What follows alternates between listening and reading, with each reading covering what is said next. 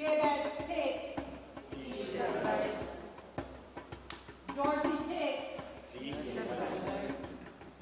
Horace Taitt, peace and light. Helen Taitt, peace and light. Dorothy Taitt, peace and light. Elaine Taitt, peace and light. Lawrence Taitt, peace and light. Sydney Middelholzer, peace and light. Ramdae Middelholzer, peace and light. Billy Middelholzer, peace and light. Clairmonte Taitt, peace and light. I'm going to ask you to join, if you like, and call an ancestor. I'll begin. Earl Warner, peace and light. Alma, Peace and light. Alma, Peace and light. Delia Murray, Peace and light.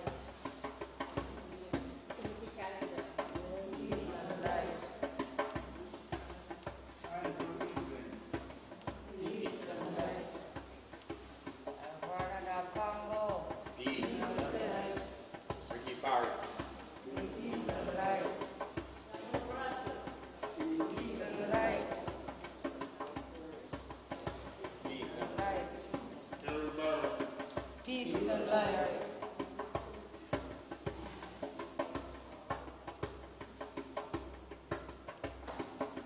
I'm going to ask Michael to come forward and light the candle for me, please. As Michael lights his candle, it symbolizes Dad's light that will continually shine in Marina, Deborah, Donna, and Michael's hearts forever. Ashe, Ashe, Ashe, Ashe.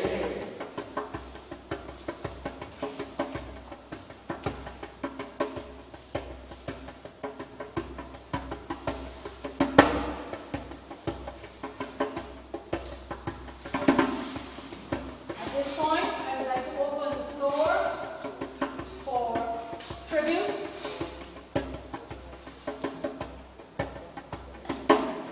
Anyone who has any tributes, we would like to do the tributes on hand.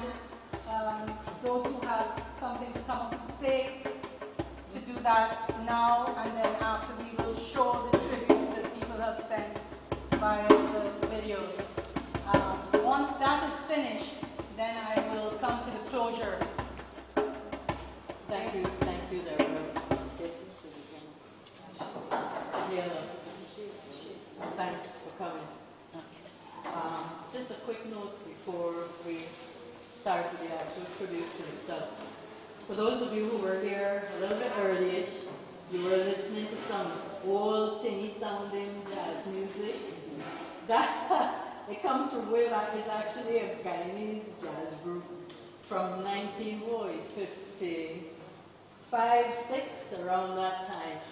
A group that Clairmonte would have been involved with, would have been supportive of, and certainly he listened to their music, and that's how we came up with this tape. So just to let you know that whatever you hear today is either stuff that Clairmonte himself is playing in, maybe violin or something, or it is stuff that he was related to in some way, he was involved with in some way. And not all the time we have good sound quality, so excuse any old stuff that we hear. But we couldn't resist putting it in. We couldn't resist recalling some of the atmosphere of older times that we would have been familiar with. We got a lot of tributes, a lot of messages, a lot of Instagram, this and what's the other thing? WhatsApp, that. And what we have done is put them together. We're into one sort of document, which we are going to send out. It just hasn't happened yet. And there are a couple of people who are actually here now today who have sent me stuff in advance, and perhaps there are others here today who haven't sent anything but might want to do something or might want to say a few words as we go along. We just flex. Perhaps what I could do then to start it all off is to ask whether Victor, Evelyn, Dr. Evelyn, old friend of Clairmonte's from the time when the Taitts first came to Barbados, and we are talking maybe mid-70s. Victor has known us and known Clairmonte for quite a long time, and he had written something that I thought was very lovely, not the only one, mind you. So I thought maybe we could start with that, and if you wouldn't mind, if you feel up to it, I have it here, and you can come over and stay where you are, you know. There was a mic, right? Yes. Start with that.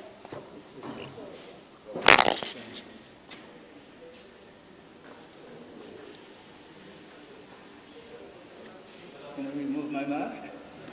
I'm ready. Can I be heard? I'm not sure. Yes.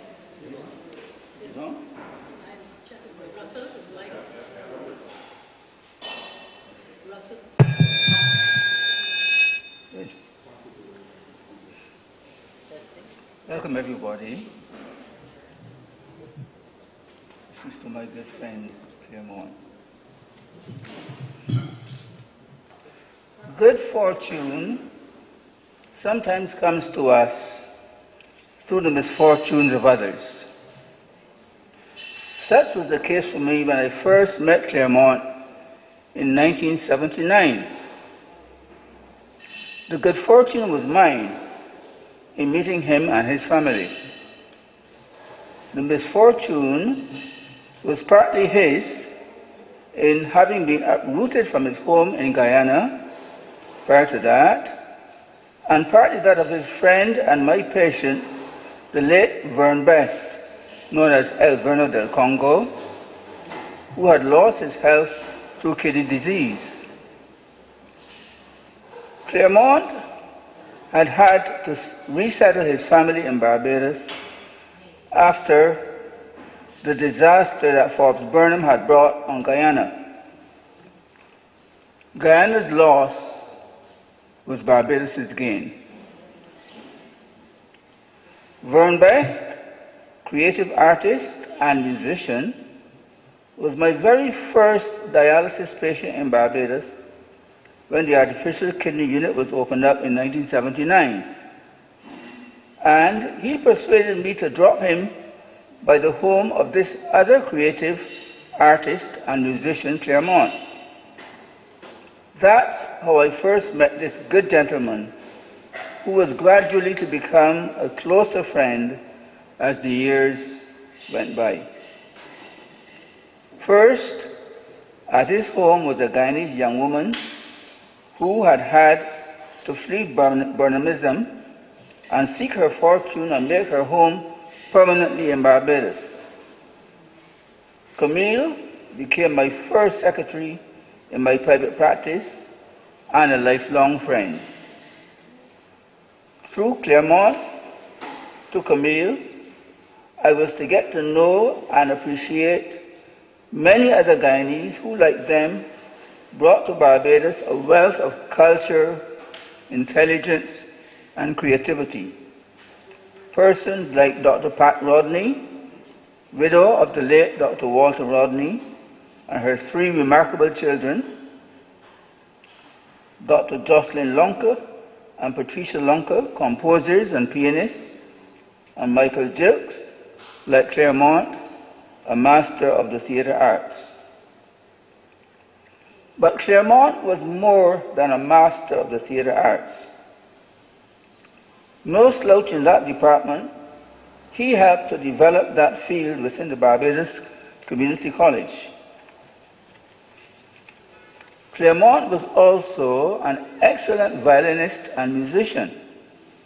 He was for me a constant source of exposure to new repertoire and a wider experience of the standard repertoire. A highlight for me was his performance in an ensemble at the Prince Cave Hall, which included Mozart's excellent clarinet quintet. I valued the frank and intelligent discussions with this man who had a deep understanding and knowledge of music. His patient listening to and criticisms of my piano playing have been a significant part of my development as a pianist. His home in Guyana, where he grew up, had been a center for music under the leadership of his mother, who was prominent among the musicians of that era. His home in Barbados continued over the years to be a place where progressive thinkers and the creative artists could meet, have frank discussions, and enjoy great home-cooked meals, compliments of his daughters from time to time. Thank you. As the years went by, he joined a circle of my friends who would meet regularly to listen to music at the home of the late Jimmy Lawless, who introduced us to the CDs when that technology came into vogue. Occasionally, even live music at my home occurred. Like El Verno del Congo or Vern Best, Clairmonte was also creative in the visual arts, and I think you've had a little sample here. And I am in possession of a small sample of his work. Clairmonte was also involved in broadcasting. My only foray into this was when I hosted the Doctor on Call program on Voice of Barbados, but never did anything jointly with Clairmonte, unfortunately. There was another area where Clairmonte and I shared a common interest: track and field athletics. Clairmonte took it much further than I did, however. After being in the School Sports Barbados Senior Division champion in 1959, that dates me,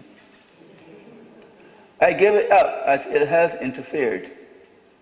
Clairmonte, however, continued to achieve and inspire even into old age, winning numerous trophies and medals in senior athletics. It is sad that an unfortunate fall a few years ago, leading to a fractured thigh bone, brought all that to an end. Although his mobility was never fully restored thereafter, his outlook and enthusiasm for life was never dampened. It continued even when a combination of Parkinsonism and other movement disorders further limited his physical coordination, affecting even his speech.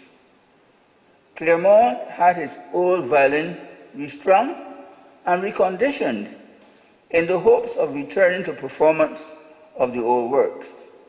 He tried, but coordination was too damaged to succeed, and that hope was dashed.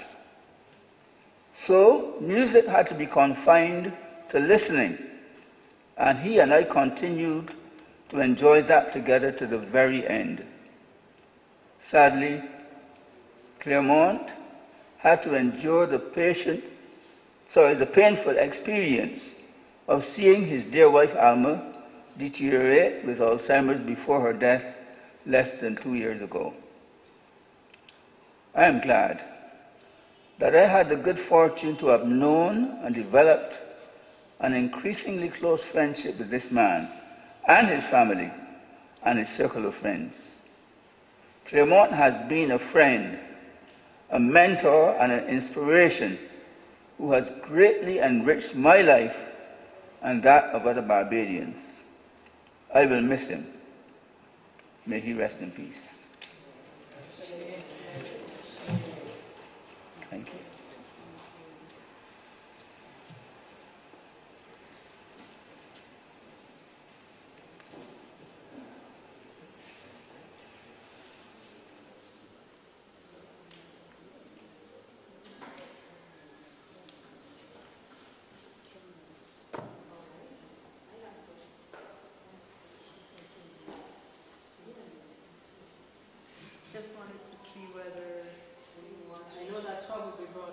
memories for some of you who are also familiar.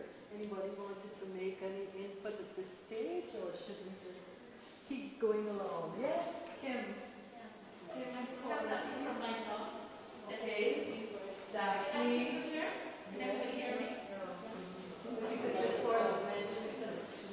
Daphne was Clairmonte's cousin. This is Daphne's daughter. We'll say no more.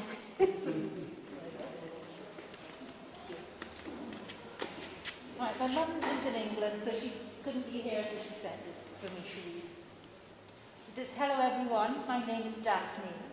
Clairmonte was my much-loved cousin. His mum and my mum were sisters, and we grew up together in the same house in Murray Street, Georgetown, Guyana. I regret very much not being able to be there in person today, as I live in England and cannot travel at this time. Clairmonte taught me how to ride my first two-wheel bicycle in the Murray Street yard, and taught me how to climb the giant mango and sapodilla trees in the backyard. He was there looking out for me at just about every stage of my childhood and beyond.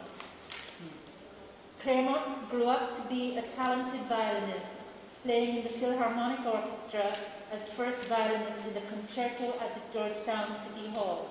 I was very proud of him. As an accomplished actor in Guyana, he was cast in a multitude of famous plays at the Theatre Guild and was inundated with accolades. I was very proud of him. Clairmonte was also a still life artist and portrait artist. His love for painting and his wife Alma resulted in a portrait of her, which they kept all of their lives. He was totally dedicated to his wife Alma and to his children Marina, Deborah, Donna, and Michael Chelly. But it didn't stop there. He was also very open and welcoming to all his nieces, nephews, and all the children of friends and families. He would guide and counsel them with an open mind and encourage them to be themselves without fear. I remember an incident when someone had criticized one of his daughters for reading an Enid Blyton book. He was very annoyed and told that person off. His daughter could read whatever she wanted to read as long as she was reading. Clairmonte was, to all who knew him, a fair and loving husband, father, and friend. To me, he was so much more than a cousin. I shall miss him dearly and hold fond memories of our childhood close to my heart for the rest of my life. Farewell, Clairmonte, until we meet again."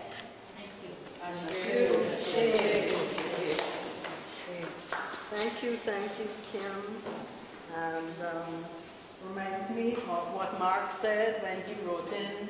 He said Clairmonte was like a father to me. Mark was not one of the family. Mark who? Wills, but that didn't matter. As she just said, Clairmonte was a father figure to a good many of the urchins who ran in and out of that yard constantly.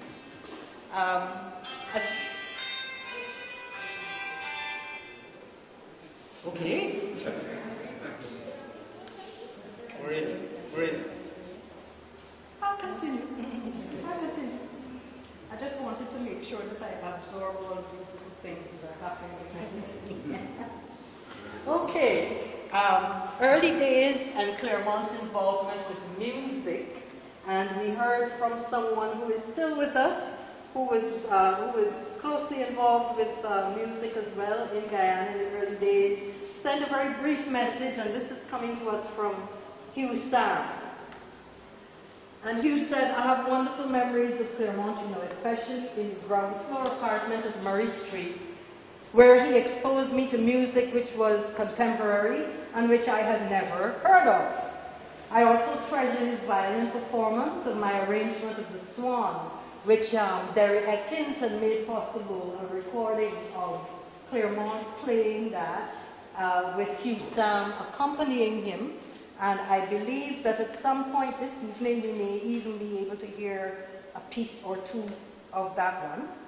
And Hugh also wrote saying he was fortunate to have known Clairmonte. He says it's rare to encounter someone who seemed to be involved in so many various activities and who had such a high standard of competence in all of them. Here was someone who was an outstanding athlete, a talented basketball player, table tennis player, violin, actor, singer, dancer, radio announcer, and guess what? Clairmonte loved to play billiards. Hot pool games. I can recall seeing Clairmonte as he strode in with an upright gait, never seeming to be hunched over. It was almost as if he had complete confidence in anything that he was executing. He seemed to have an inexhaustible curiosity about everything and was always eager to share. I benefited from it, as many did. Clairmonte was acquainted with contemporary classical and popular music, and it was from him that I learned about the music of, for example, Benjamin Britten. I'm sure he was the only Guyanese who knew about Benjamin Britten's existence at that time, or had heard his music. And then Clairmonte's sister Helen, who was a dancer and had apparently made a suggestion that they do a production that involved the whole thing. The dance, the music, the singing, and so on. And Hugh Sam was co-opted into this effort. So he also refers to that and good memories of working on that with a group called Theatre 13, which was formed of individuals from music, dance, drama, design, costumes, and PR. And I think the habit of linking up with people in different aspects of the arts and trying to do something singular with all of them is something that followed Clairmonte, because he tried it here, did it here. He went and did it in other places in the region as well. Hugh Sam also talks about a performance of a production called Stabrook Fantasy, which, for those of you who may be familiar, took place at Queen's College in 1956. I mean, there was a steel band, and there was dance, and it was a musical, which featured dialogue in Creolese, Creole, and was very well appreciated by that audience at that time. Just goes to show you, everybody made the wheel. Involved in that, Ken Corsby, Wilbert Holder, Helen, Monica Taitt, Maureen Gilks, and so on. Some of these names are familiar to some of us. He also remembers a theatrical production of The Fantastics in 1965 or something like that. And I actually managed to find some of the music. It was recorded. A whole performance was recorded with music and lines and everything all mixed together. So we managed to find a bit of that, and I'll try and see if we can listen to some of it. That was arranged by Hugh Sam, who has sent us this remembrance. He says Clairmonte was a very principled person. He wasn't prone to voicing opinions about other people. He seemed to give much thought before expressing an opinion. It was as if he was analyzing everything. I was glad to have him as a friend. I will treasure that wonderful violin performance of The Swan. It was a very moving performance. May he rest in peace. That's Hugh Sam. I wonder if we know music or The Swan. Yeah? Maybe we could just take a few seconds to listen to that, and I'll ask someone else to continue.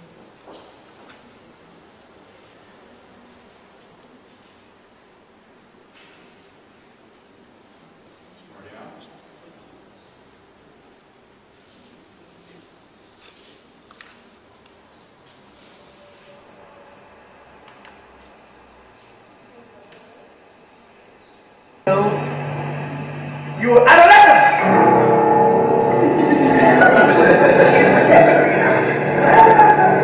Beyond that globalized adventure, I'm going to let my hair down and go swimming in the stream. Fantastic. you'll never hear from me again, my dear. I be ready to be back. And to the all night sing songs to the moon. I'll drink together. I'll go with that. I'll find my man is somewhere out there. I'll find mine too. I'll have an affair. Goodbye. Forever. See you, I'm here.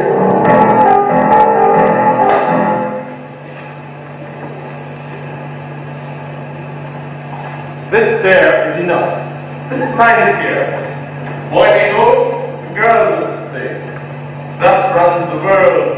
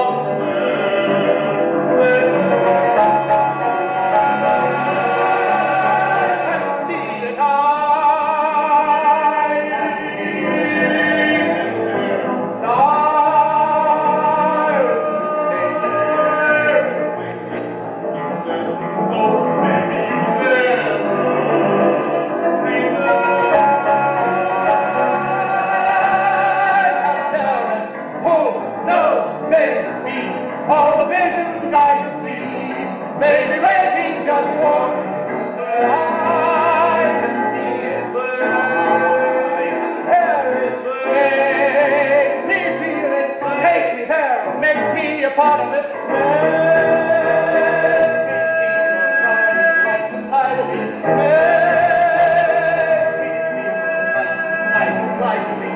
I know it's so, I know that it's ready. Maybe this is what my life created for.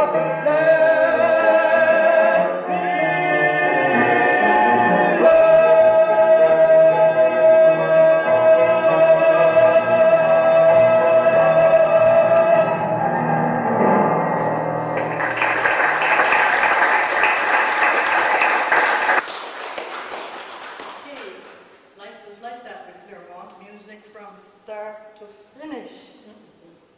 Woke up, listening to music, went to sleep, music was played. Is Sonia here? Onika. Onika Bess. This is Alberto Del Congo's daughter. And she has very kindly agreed to come and share a little bit of something with us here today as her tribute. Yes, greetings and salutations. I'm honored to be here, and I'm representing Alberto del Congo in a big way because my father loves, and I mean loves, the Taitt family. And I remember him saying to me when I first came, Anika, if it were not for the Taitt family, I would not be here. So I wouldn't have got to spend the time I got to spend with him. So it's much blessings to you all, and he loves him some Clairmonte. So I'm just going to do a little tribute from Alverno, Just Drums.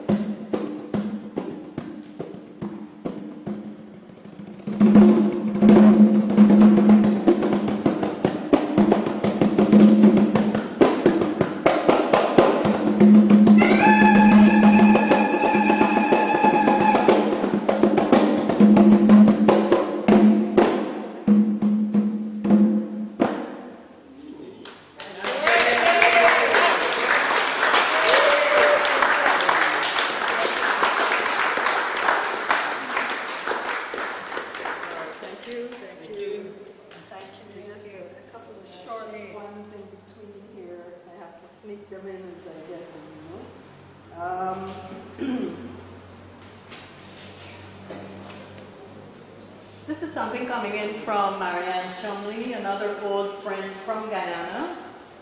Clairmonte was a special, unique soul. Ever curious, he always evinced an aura of purity on the one hand and wild daring on the other. He pushed the realm of creativity beyond ordinary limits, never fearing, always seeking higher heights. He inspired many and left a legacy of excellence for generations. And yet, so sensitive and such a caring man. I was from Marianne in Guyana. Thank you so much. From the broadcast side of things, Ron Saunders writes, I'm very sorry to hear of Clairmonte's passing. Many years ago, in October 1968, to be precise, when I was 20 years old, that's him, not me, and had just returned from England and joined a pioneering team of broadcasters, of which he was a part, at GBS, Guyana Broadcasting Service.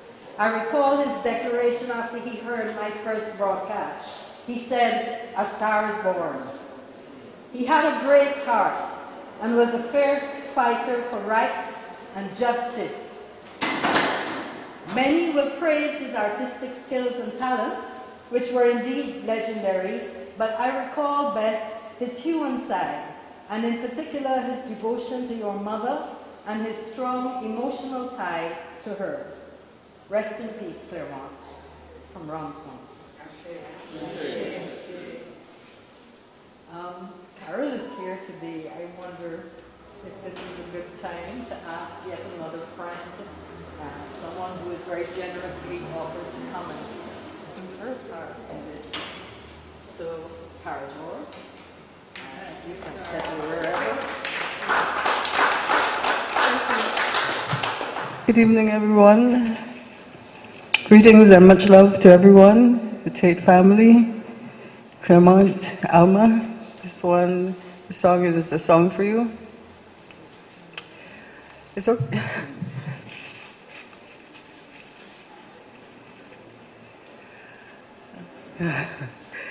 Yeah. Nick, awesome. Thank you.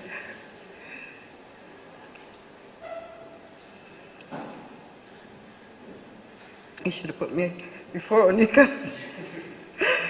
Oh my goodness.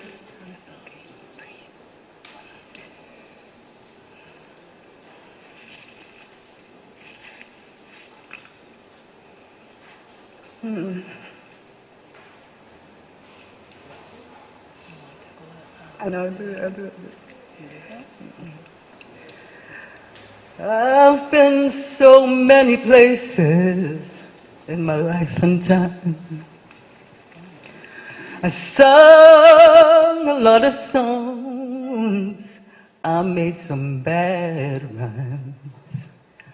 I've acted out my life in stages with 10,000 people watching.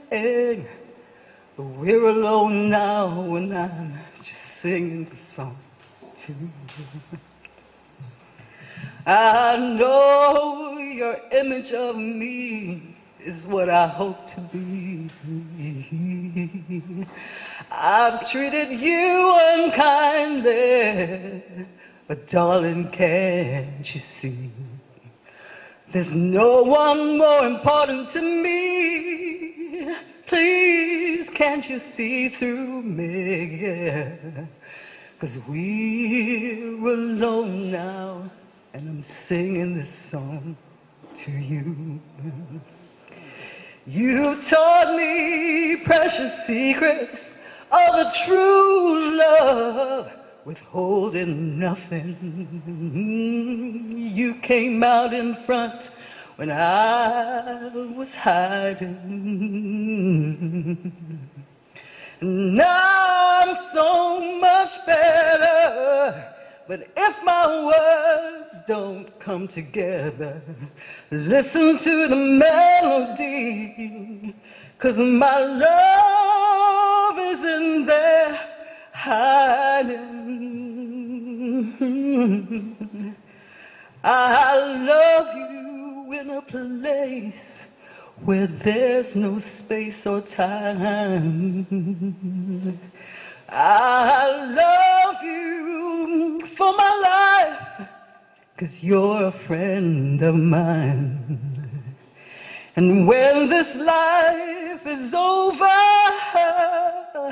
remember when we were together. We were alone, and I was singing this song to you. We were alone, and I was singing this song to you. We were alone, and I was singing this song. Singing this song to you. Thank you.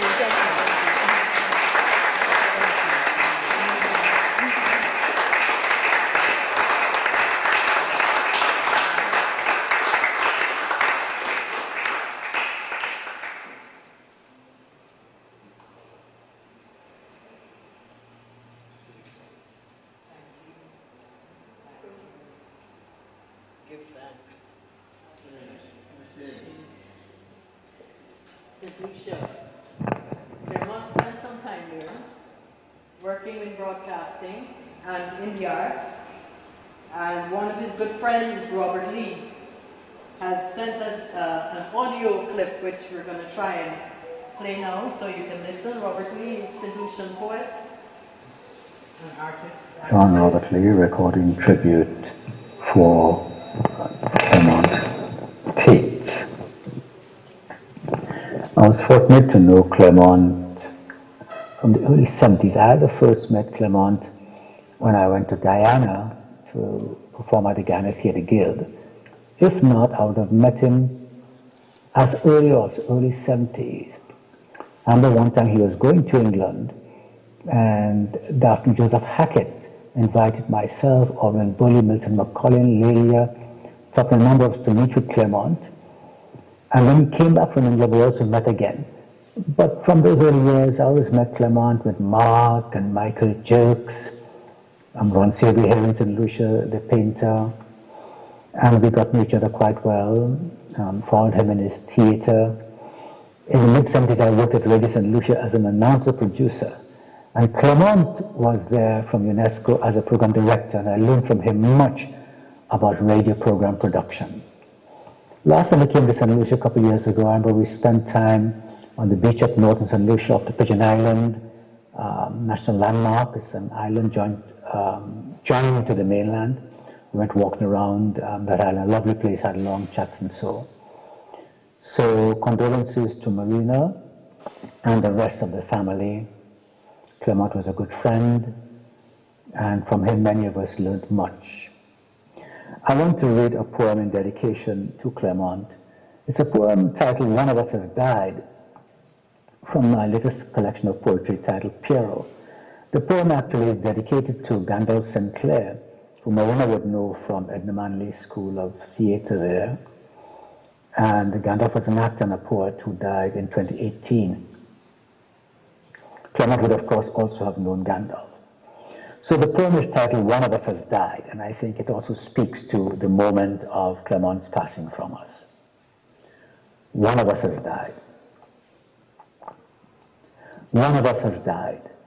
Stilt walkers, drummers and trumpeter on the big truck, struggling mourners hiding their distractions in embraces of old friends coming off sidewalks to join the funeral, shuffling past harbourfront government offices, flag-draped city hall, wooden presbytery, to file behind the varnished casket, singular, its weight of grieving on the aching palms of his abandoned friends. In the cathedral, self-serving eulogies go on too long. He is beginning to fade like the disintegrating holy frescoes on which he gazed blankly. The cloth of remembrance thin and thicken. Last conversations were about what? Old quarrels were when? And what year did we go to France, read in Toronto, smoke in Kingston? Who thought he should have whatever or whenever? Until a child sobbing hits hard-fought love, and we collapse beyond ourselves behind the final leaflet summary of our loss. At the seaside cemetery, his friend the priest sprinkles holy rituals for the dead. Grave men maneuver the box into the family tomb. A scarred woman in shades carefully pours a palmful of petals. His mother prays till every slab is laid. The drummers chant Legba to open the gates before the lone trumpet sounds for the one of us who died. Dedicated now to Clairmonte Taitt, friend of many years.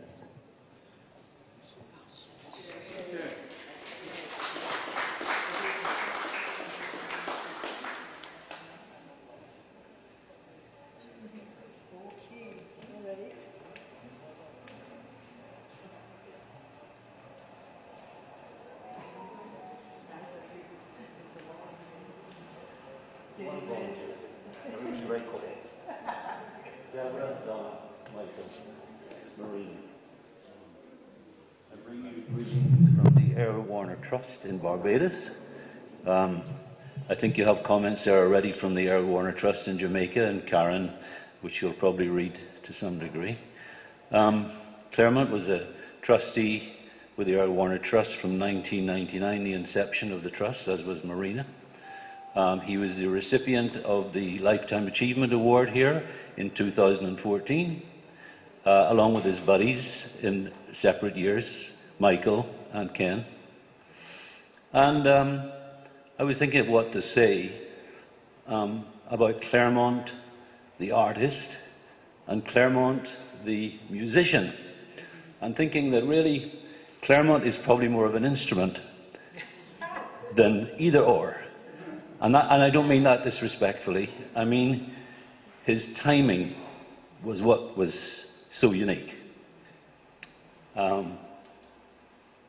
was in I. Marcus Garvey with Clairmonte and Franklin, and I always admired his passionate approach to his work.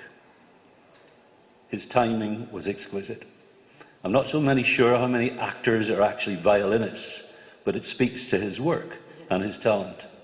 So I will remember him as an instrument of theatre and an instrument of the violin.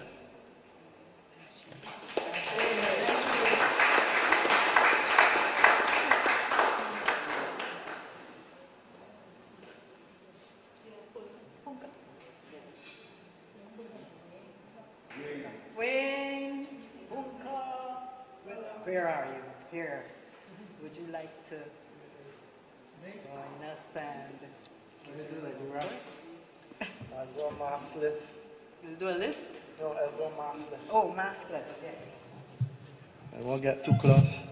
It's basically, well, I didn't plan to do anything really.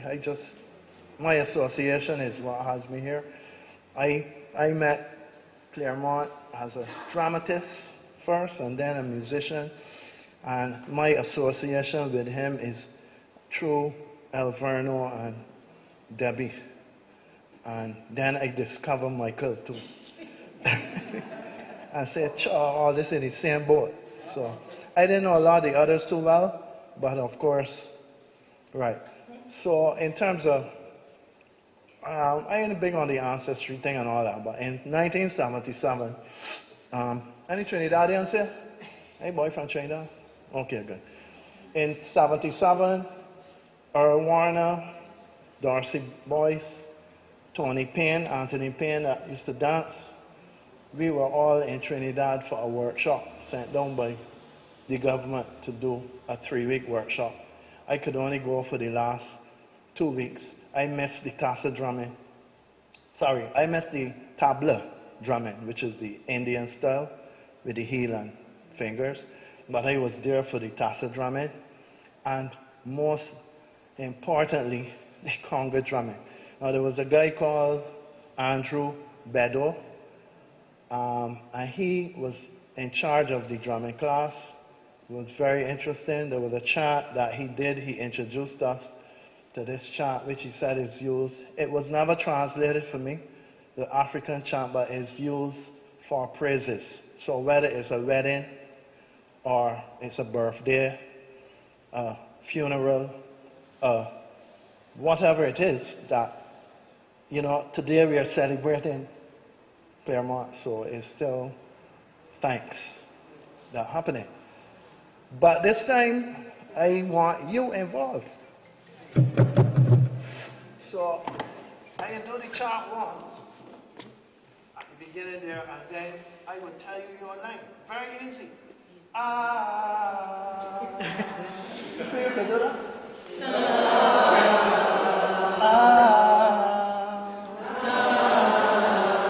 Yeah, get in the key. All right, so listen to it.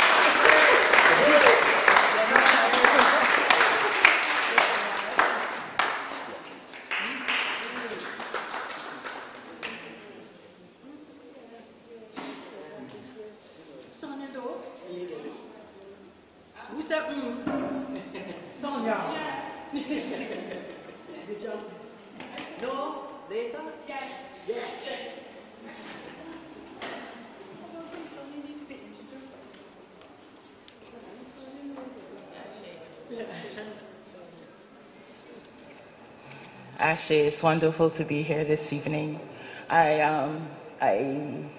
When I thought of Clairmonte and the work we did, I went to the work we did to see what message it would give me today. And so I will share the message that it gave me. We did Simone Schwartzbart, Your Handsome Captain today, and together, directed by Earl. And I always used to call him my, hi everybody. I used to call him, I had so many faces I ain't seen so long, we outside. I used to call him my television, my performance husband. You know, and Marina always used to laugh and say, look, Sonia, just so look, Sonia, right? So we did Simone Schwartzbart, Your Handsome Captain, a two-hander with Earl.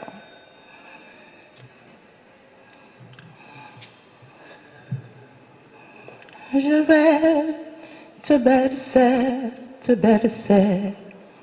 et te poser selon des loups, et t'enseigner en tout petit, un tout petit, grain de sable, et tu n'éprouvais plus par terre, et près de moi, tu resteras. Mais toi, tu partiras, et un bon jour, tu te perdras. Un bruit dessous, dans la nuit, tu m'appelleras. Clairmonte, as soon as you hear this voice, you will know it is Sonia talking to you. Marina has invited us all here. As the saying goes, man is not alone. He has neighbors. All the children, the grandchildren, the bloodline, the nephews, everybody. All the family near and far of creative energy vibrating in a circle of love for you. Now we are alone together. You over there and me here. Me here and you over there. Oh, Clairmonte. Separation is a vast ocean, and more than one person has drowned in it.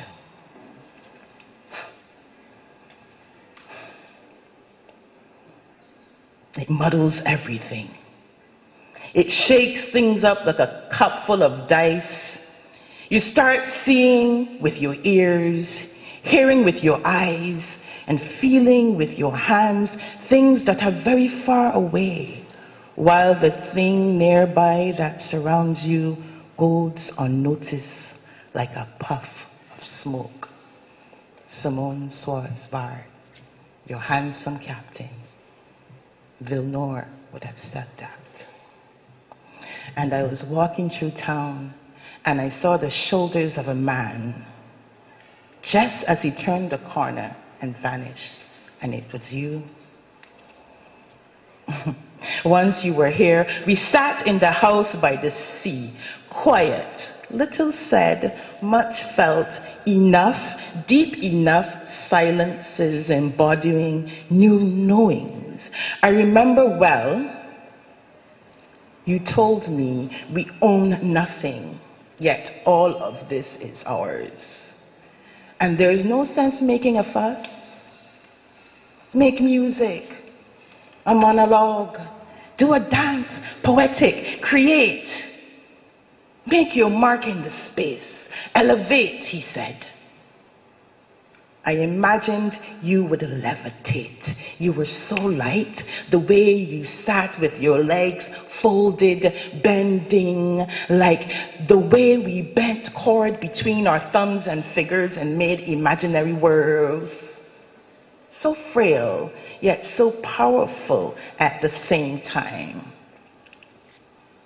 And then you became liquid, in between worlds for a season.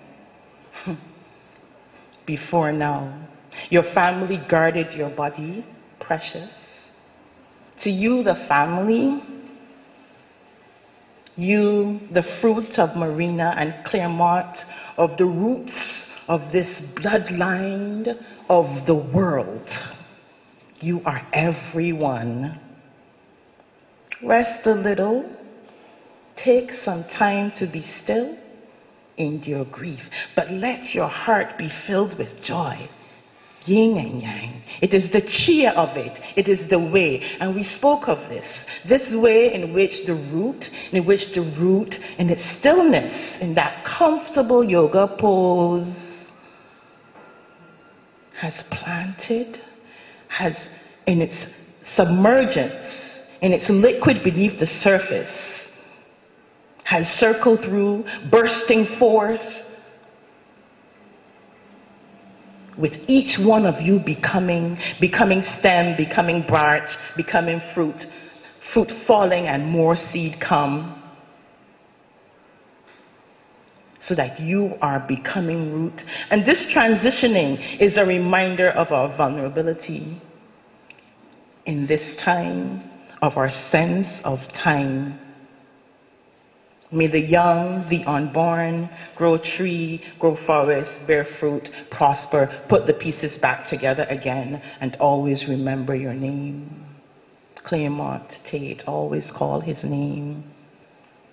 And Taitt, greeting with you down the river, say hello to Kamal, he is still on his way, and Earl, and Marina, and Che, and Alan. I always saying that, from long time. I don't know, I renamed the woman Alma. She's smiling still.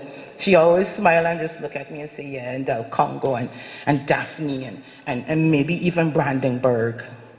Like the orchestra up there. Greet them all. And as I was writing, Source said to me, they are already here, Sonia. It is not as I and I, We are one.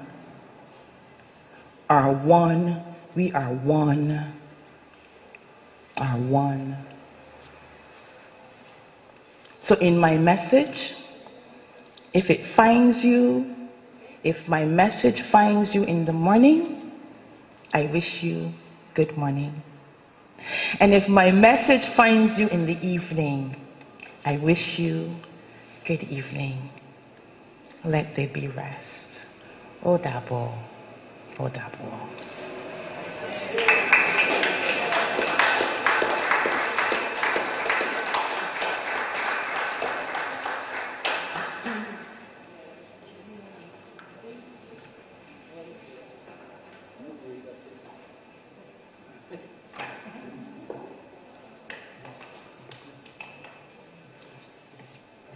Hello, I am Michael Shetty. Clairmonte had a son.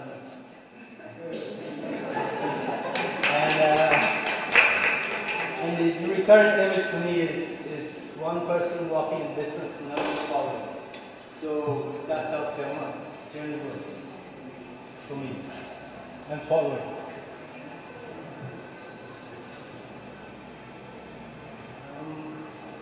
His greatness helped me to be humble with my skills.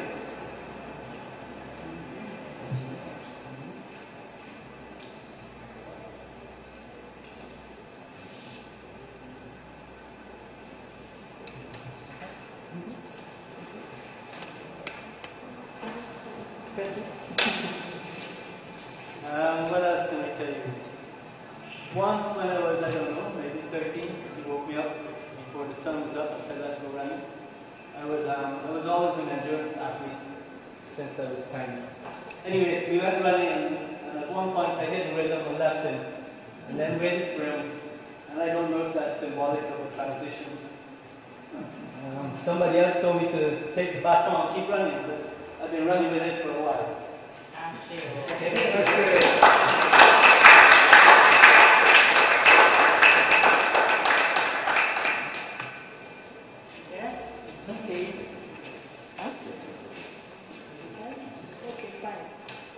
I'll back up in a minute too.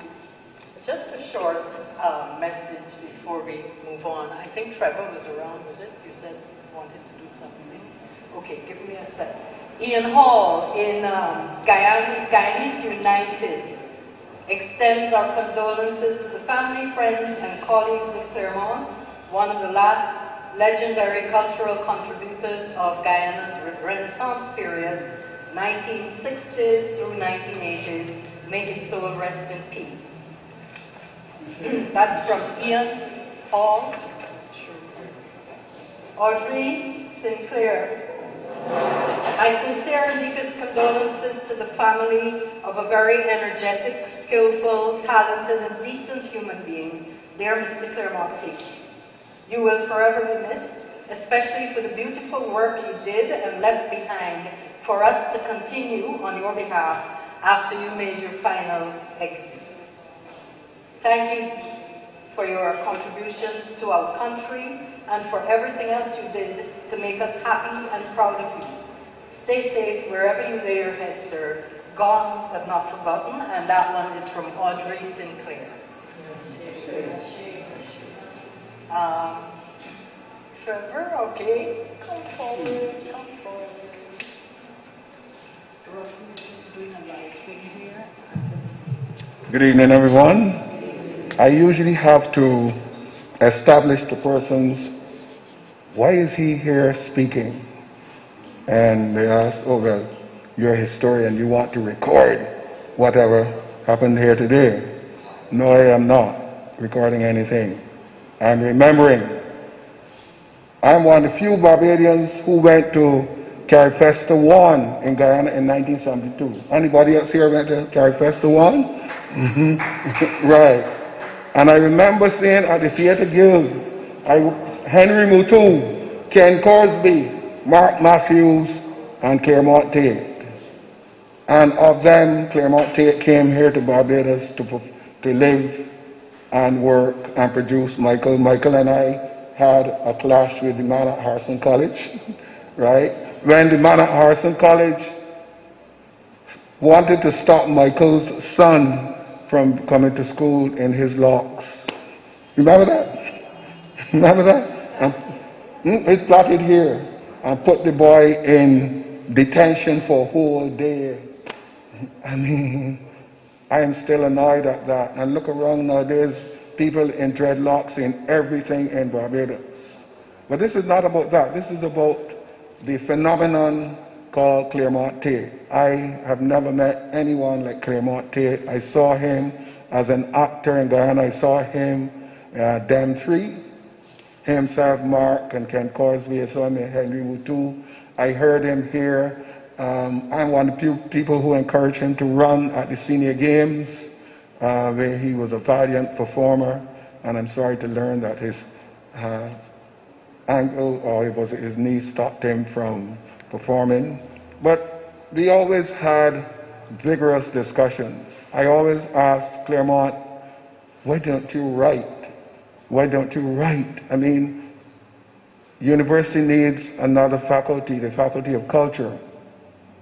And it may be sounding as though I am a false prophet, but we have a faculty of culture now. We told Clairmonte that 40, 30 years ago.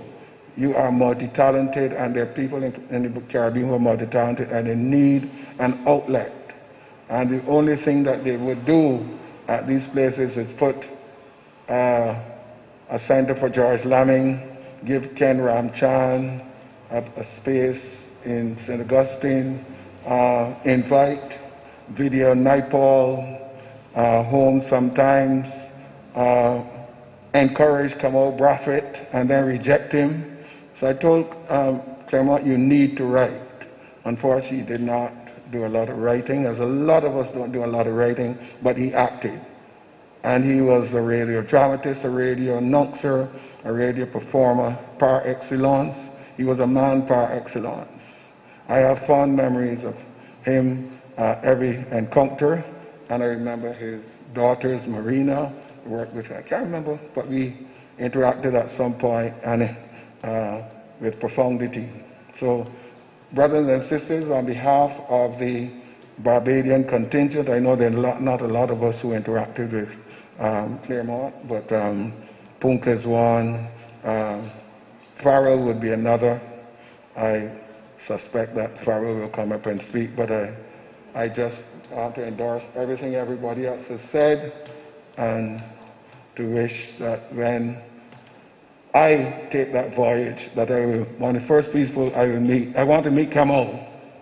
I definitely want to meet Kamal because he taught me at Mona, and after him, I want to meet Clairmonte. So until that time, Clairmonte. All right, I have some good news from our tech people who tell me that we can show the video tributes that we have. So we're going to... Oh, yes, yes. And I wanted to read a little bit. By any chance, is Kofi here? No. Kofi or Kobe. He sent something, and I just wanted to read it through, and then we can deal with Rastafari, and then we can maybe do some videos or whatever we're going along. Kofi wrote, "In bidding farewell to Clairmonte Taitt, I am mindful of his mammoth contribution to the theatre arts in the Caribbean, and Barbados in particular. The fact that he was never accorded any national honour, despite being nominated on several occasions by the Theatre Arts Desk at the NCF, doesn't diminish the quality of the work. A consummate professional, he gave over a half-century of his life to Barbadian theatre, as a performer, a teacher, and a judge. Whether as an actor, musician, dancer, stage manager, lighting designer, or critic, Clairmonte was a quality person. His advice was crucial at times when others would be sycophants. He spoke his mind fearlessly, even when this resulted in victimization. As he joins the ancestors and the unborn, we are the poorer with his passing. Walk good, Clairmonte. Please greet our colleagues for me. Condolences to the family." And that was from Kofi. Ashe. It's a pleasure as far as I'm forward.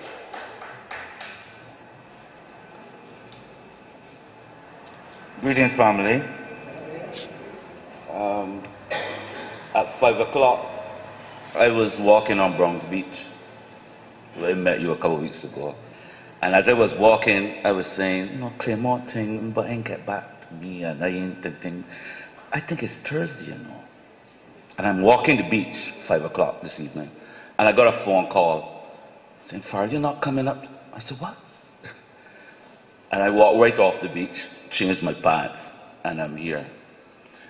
I feel I have to be here because I want to make two statements. Clairmonte was a very generous person, fantastic actor. And there are two things that I will fondly remember Clairmonte. As a poet, when I did Busman, it was late 70s, very late 70s, and I had forgotten the ancestral voice of Michael Foster, other poet I had heard in 75 in a small clip on radio doing some rhythm. But I did this Busman poem, and it was gaining some popularity, and, you know, the only other thing that I was aware of was country and western singers talking through music. I really didn't hear anything else. Trust me on that. And I first met Clairmonte at Writer's Workshop out on the foyer of the back building facing the field, a Saturday evening, because we used to meet every Saturday at Writers at what is it called up there now? Erdison College. And that evening was special because, I mean, Earl was there, everybody was there, and Clairmonte was just sitting by himself, because it was pretty early, in a chair on the foyer. And I saw this guy with this afro, he had a little afro and nice little mouth. That was my first meeting of him. So when I did the poem, and he was an announcer on radio as well, he did an extraordinary thing. He approached me and he asked me if I was aware of Linton Quincy Johnson. I don't know if Donna and if you guys remembered, Clairmonte took me home to his house, introduced me to his wife and his lovely daughters. And of course, Shelly was still a little one, yeah? And he sat me down and he played for me a number of the poets. And I knew from then, hey, I wasn't crazy. Other people doing this stuff. And then the other important moment for me with Clairmonte was when we were acting, because we were all actors, and I had the pleasure of working with him in a number of productions, most of them cameos. I remember Branch of the Blue Nile, Beef No Chicken, to Derek Walker premiere productions. But the production that brought us together closer was production by the name of by Dennis Scott, Sagarwan and the Green Knight, on which I played the squire, and we were together on stage, and we had a moment or two on stage.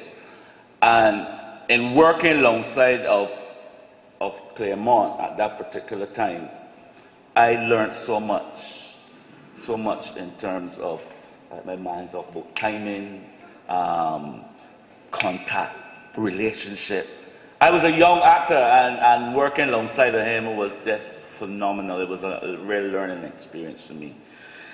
So from there on, you know, things happened, and we had a lot of lovely times together. So I had to be here this evening. I definitely had to be here this evening. And I want to share a poem in closing, dedicated to him, by another Guyanese poet, the great Martin Carter. I just want to read his poem in dedication to Clairmonte. This is the dark. And as I am doing this poem, I am remembering my good friend and mentor as well. And I want to call his name Ken Cosby, who again took me and really encouraged me in terms of my work. I'm remembering him as well. This is the dark, dark time, my love. All around the land, brown beetles crawl about. The shining sun is hidden in the sky. Red flowers bend their heads in awful sorrow. This is the dark, dark time, my love. It's the season of oppression, dark metal and tears. It's the festival of guns, the carnival of misery. Everywhere the faces of men are strained and anxious. Who comes walking in the dark night time? Whose boot of steel tramps down the slender grass? Is the man of death, my love, the stranger, invader, watching you sleep and aiming at your dreams. Ashe.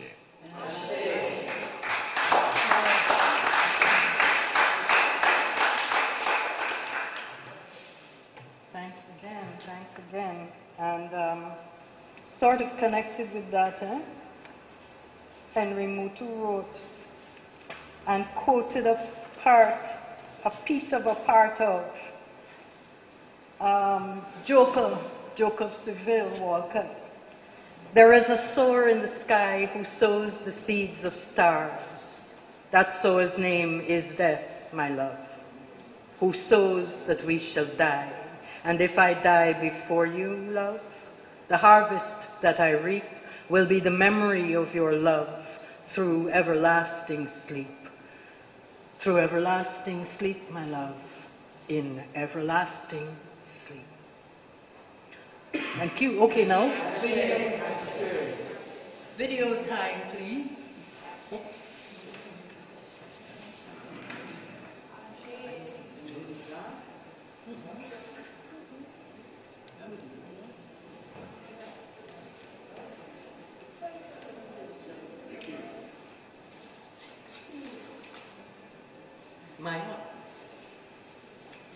My origin.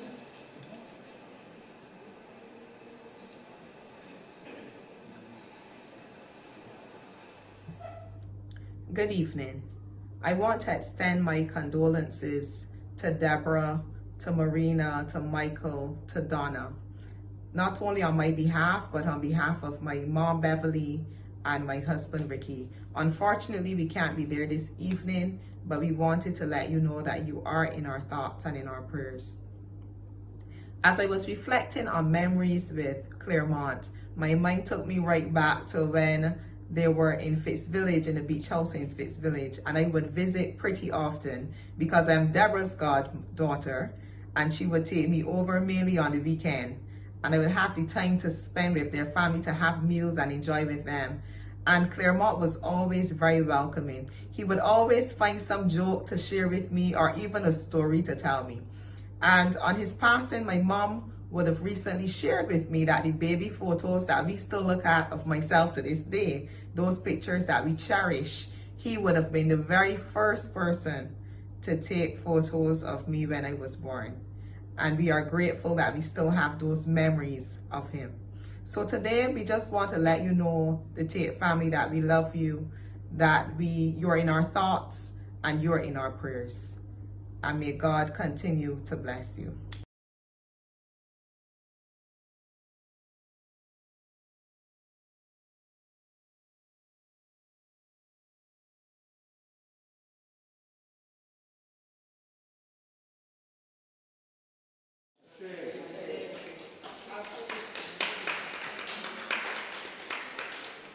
Andrew? Russell? Yeah. Okay.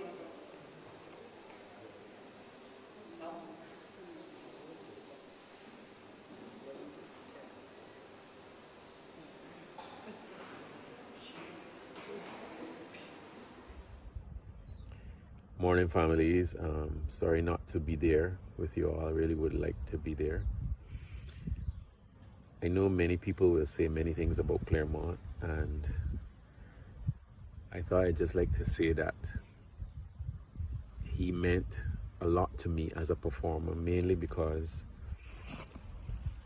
I perceived that he was the ultimate professional in his craft, and that he took the work that we were doing seriously. When I met him, I was 13 or 14 back in 1980, going into the production of In the Castle of My Skin, a play that involved many of you who are present, a lot of the heavy lifters of the local theatre scene at the time.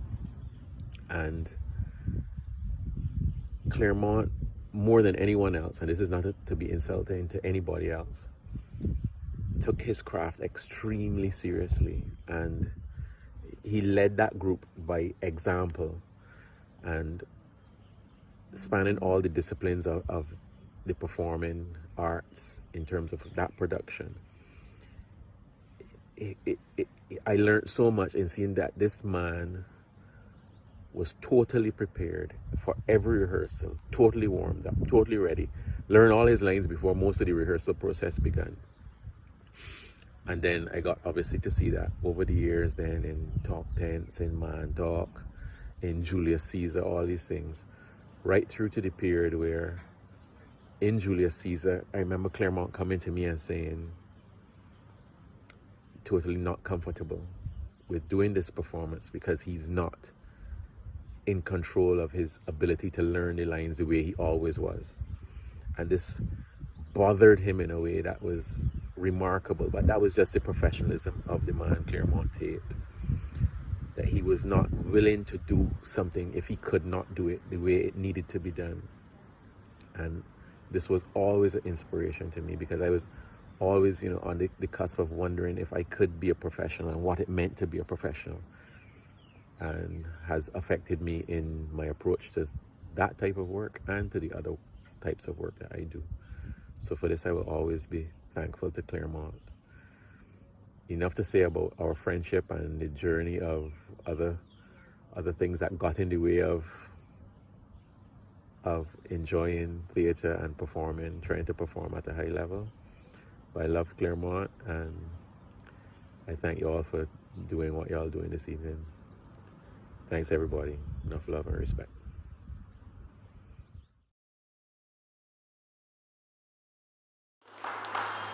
We're going to spend a couple more. Sharon Hilton. Sharon, Jamaica School of Drama, Pan-Caribbean Theatre, a tour to UK, etc. Eugene O'Neill,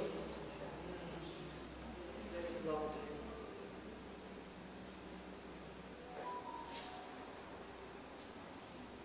It's 1984, and a group of actors from across the Caribbean has been selected to work on the evolving script of Earl Lovelace's novel, The Dragon Can't Dance. Big names like Trinidadian Errol Jones, Clairmonte Taitt, and Earl Warner from Barbados would participate in an international playwrights conference at the Eugene O'Neill Theatre Centre. As a new acting graduate of the Jamaica School of Drama, imagine my excitement when I find out that I'll round out the trio of actors from Jamaica. That was the first time I would work on stage with Clairmonte. The second time was just as exciting. We were members of the Pan-Caribbean Theatre Company, performing at the Commonwealth Institute in London during the Commonwealth Festival of Arts. I learned so much about and from Clairmonte on these occasions. I remember that he thought my character acting, making Sylvia in Dragon cry on cue every time, was fancy acting at the O'Neill. He was impressed and he told me, quietly, flashing his brilliant smile. And as a young actress, that is all I needed to hear from an actor I'd heard so much about and whom I held in such high regard. He made me want to do better, work harder, to always meet his approval. 2 years later, preparing for London, nothing changed except he expected more. He was the epitome of, there are no small parts, only small actors. Clairmonte was the best example of how an actor economizes on stage. Of slight build, he could fill the theater with his presence without moving a muscle, if that was what was expected of the character in that moment. Of how to use one's rehearsal time off stage productively. He'd bring his violin to rehearsal, find a corner somewhere and quietly play all the time, transporting the company of players to places they hadn't a clue they'd be traveling to. He was an excellent mood setter. Clairmonte was extremely generous, always sharing what he had, not just of his many talents, but his home and family, humbly and warmly. He'll be missed by all whom he's touched, by those of us who one day are sure to follow. But we know he'll be joining a stellar company of players, Caribbean giants that preceded him upstage center. May his memory be a blessing. Sleep in peace, Clairmonte.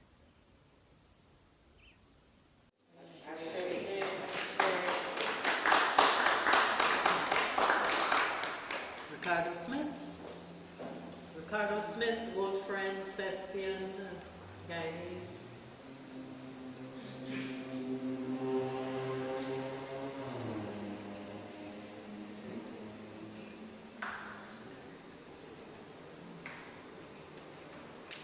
I first met him. It would be remiss of me to close without talking about Clairmonte.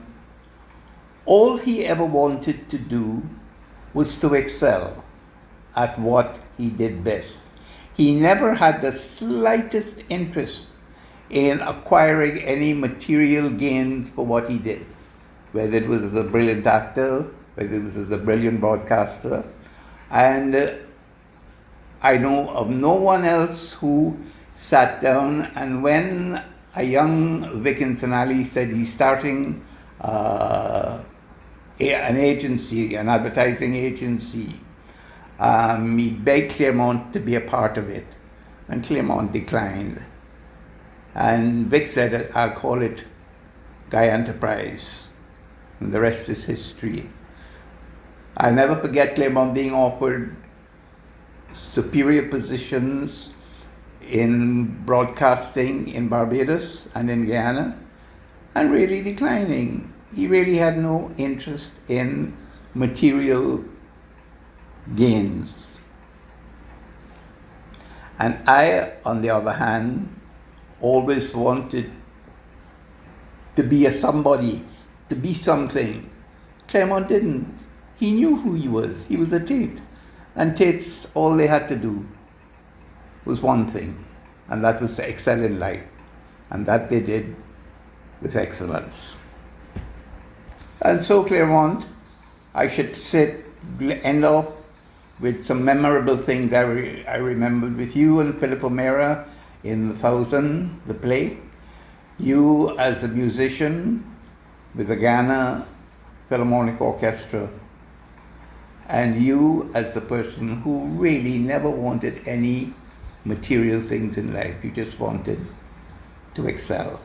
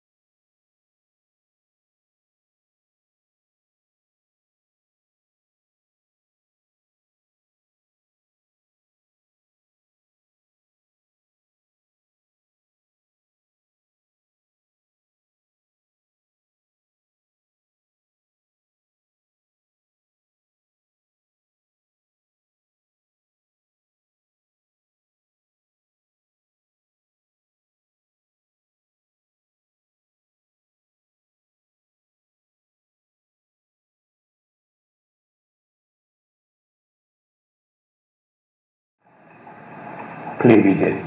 I think I would have to close with the remarkable group of friends that Clairmonte had around him, who we all stood for him. In those early days, it was Michael Jilts, Joan Jilts, and Ken Corsby. After that, I think I knew Clairmonte the longest. And then those broadcasting musketeers, Hugh Chumley and Vic Incinali, and then his pool partner friendship, Holly Harris. And the list goes on, the musicians, and we enjoyed each other's company, and we did wonderful things together. Clairmonte, I could never forget you. I could never forget you. I could never forget you. Take care, and bon voyage. It would be remiss of me to close without... I first met Clairmonte when I was 13, 14 years of age at Queen's College.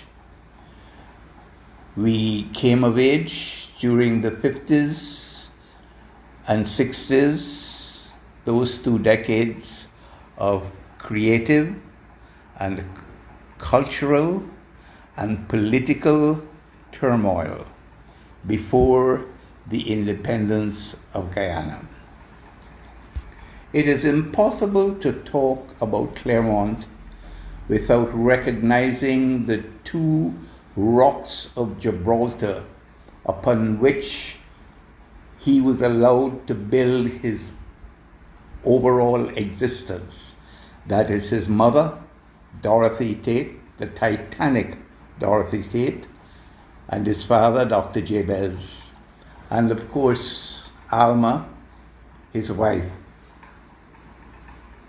The two of them, those two women, allowed Clairmonte to be whoever he wanted to be, whenever he wanted to be, and however he wanted to be. So who was Clairmonte? Clairmonte was a person of supreme gifts, a brilliant broadcaster, a very, very, very good musician, a superb actor, a dancer, and someone who was able to think and always had another area that you could explore. I enjoyed his company and his friendship and his knowledge of music and all of those things, and he enjoyed my intellectual knowledge of books and being able to get on with things and to organize and to plan. And so we were perfect for each other as friends. So I could spend the rest of the week talking about Clairmonte, but let's talk about him as the brilliant actor that he was. Who can forget Stabroek Fantasy, where he first acted? Who could forget The Mikado, when Aunt Dorothy transformed Queen's College and he was Nanki Poo? Who can forget the many parts he played? The fine productions, Clairmonte and myself, directed by Horace Taitt in Zoo Story, which I think is one of the best plays. And the others that go on. Mike Abensat's Sweet Talk with my ex-wife, Jean. The Fantastics with Yonette Anrad. And so on and so on and so forth. He directed myself and Elizabeth Wells. And I still think the Zoo Story was by far the best play we did. I think I would have to close with the remarkable group of friends that Clairmonte had around him, who we all stood for him. In those early days, there was Michael Giltz, Joan Giltz, and Ken Corsby. After that, I think I knew Clairmonte the longest. And then those broadcasting musketeers, Hugh Chumley and Dickinson Alley, and then his pool partner friendship, Holly Harris. And the list goes on, the musicians. And we enjoyed each other's company, and we did wonderful things together. Clairmonte, I could never forget you. I could never forget you. I could never forget you. Take care, and bon voyage.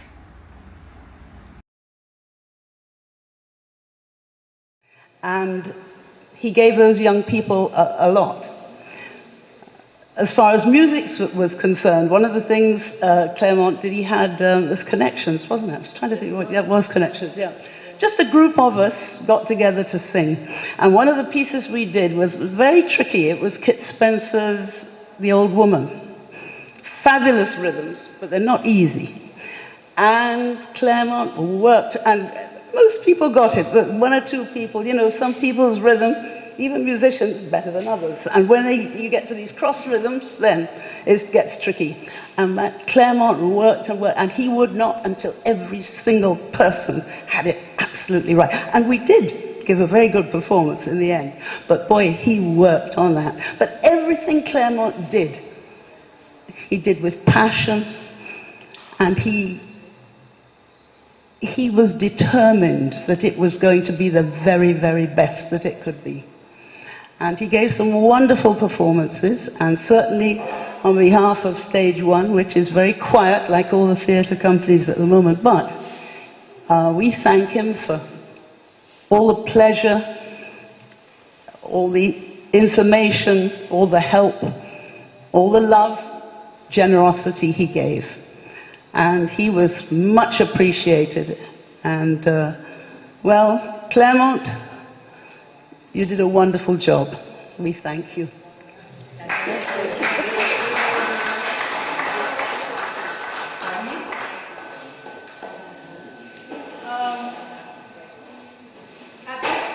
At this point, we're going to continue with the tributes, but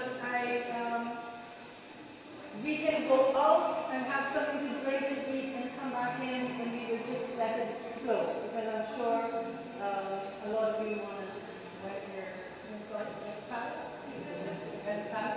So feel free to go outside to the bar, grab a drink, come back in, or something to eat and come back in. And those who still want to come up and say something, please feel free to do so. And we're going to continue showing some videos of tributes that have been said. Right? So it's take 5 minutes now? People, yeah, we can take 5, 10 minutes now. Grab something to eat. Or just keep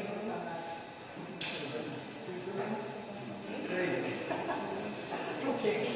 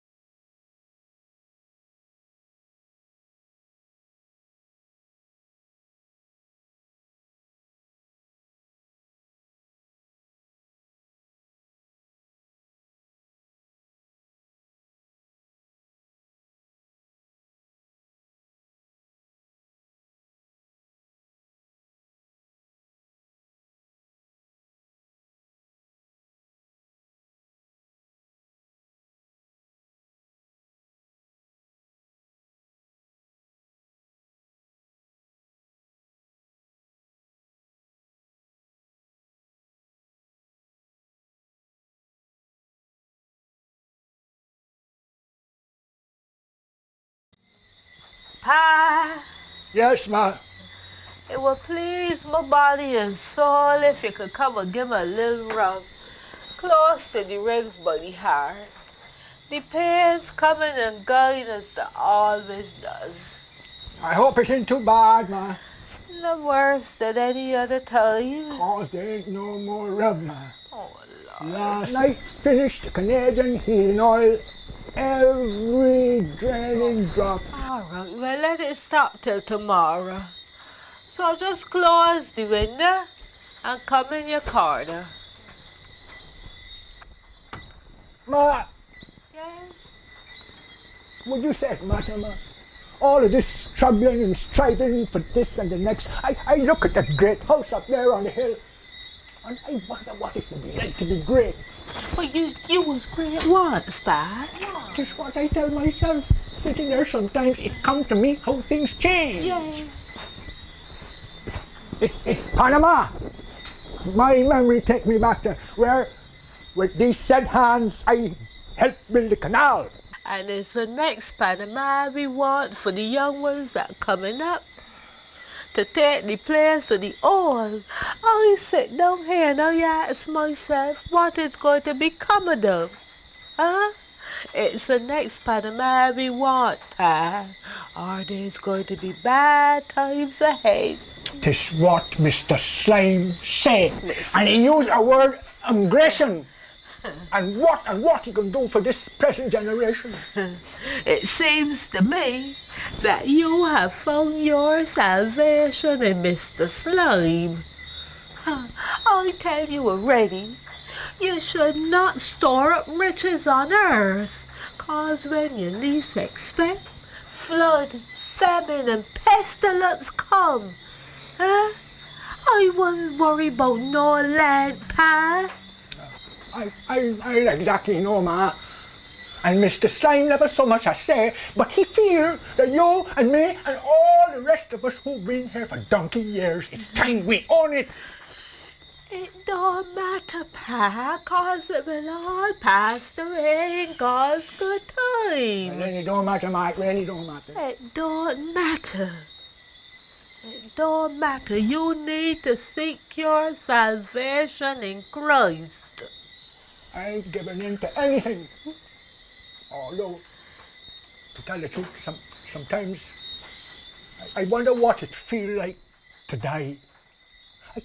I get so frightened when I ask myself, what next? Don't worry about that, Pa. Don't worry yourself. Well, you say don't worry, but you can't help worry. Huh? What it is that worrying you so? That got you shaking like this, huh?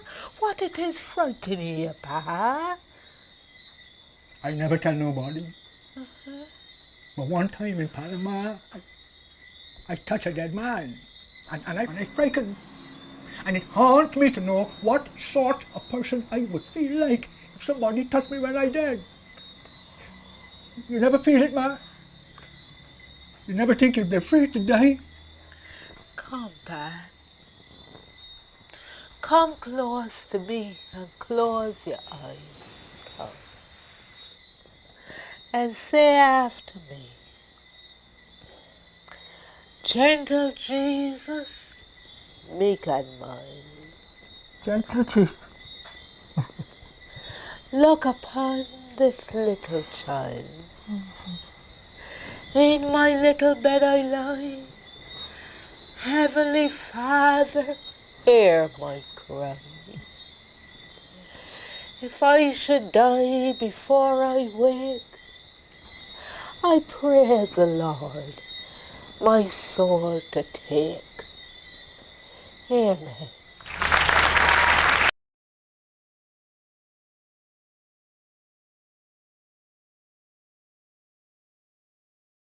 Center. So my memory of him and his energy as an actor is hardly different to when we shared the stage in King Lear at Theatre Guild.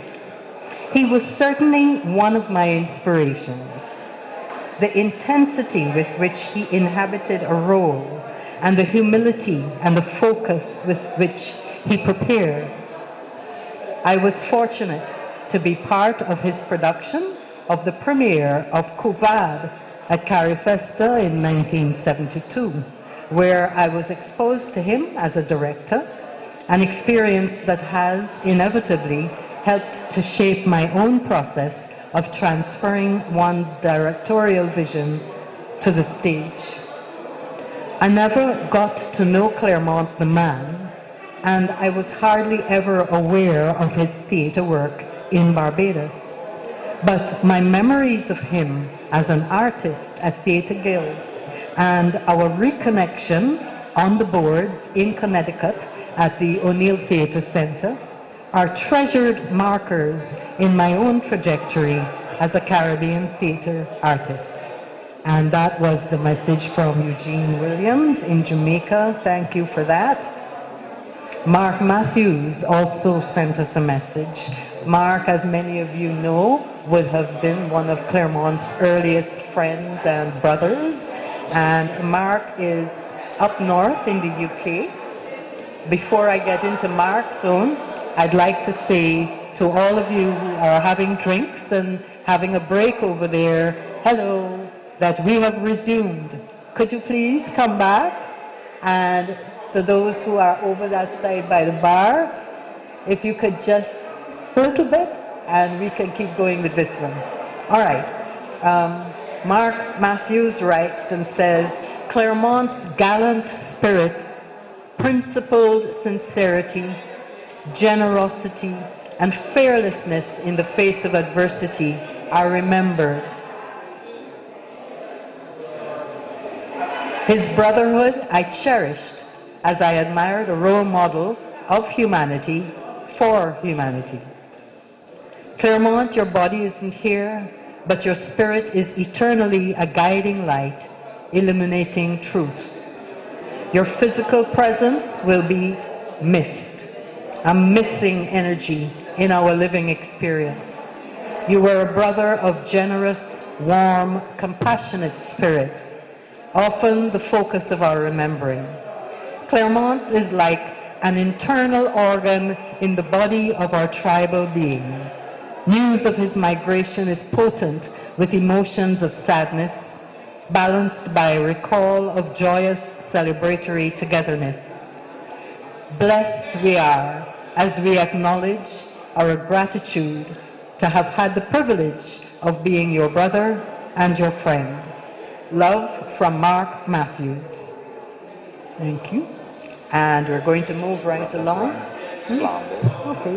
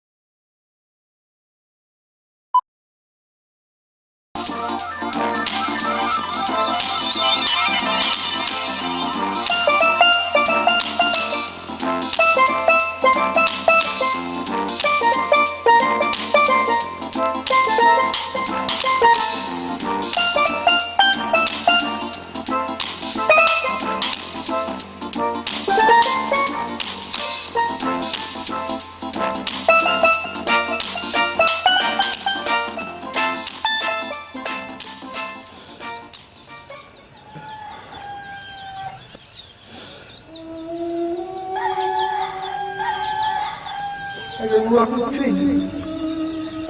I don't to roll.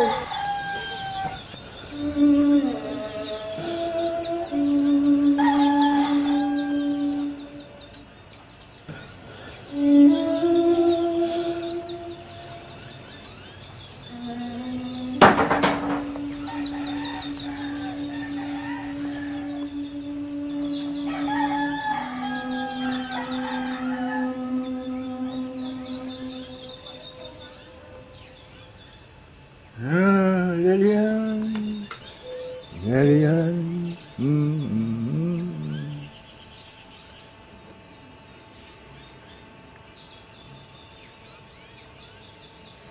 I lighten this for you, Lillian girl.